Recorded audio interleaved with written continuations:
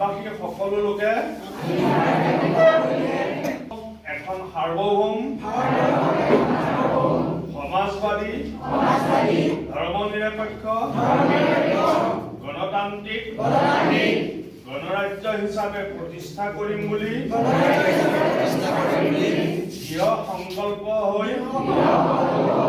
ভাৰতবৰ্ষৰ সকলো নাগৰিককে সামাজিক অৰ্থনৈতিক আৰু ৰাজনৈতিক ন্যায়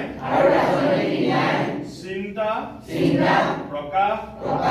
বিশ্বাস ধৰ্ম আৰু উপাসনাৰ স্বাধীনতা সমমৰ্যাদা আৰু সমান সুযোগ প্ৰদান কৰিম বুলি আৰু সকলোৰে বাবে ব্যক্তি স্বাধীনতা নিশ্চিত কৰি জাতীয় ঐক্য সংহতি ৰক্ষা কৰি ভাতৃত্বভাৱ বৃদ্ধি কৰিবলৈ আজি অৰ্থাৎ 1949 চনৰ নৱেম্বৰ মাহৰ 26 তাৰিখে আমাৰ সংবিধান সভাই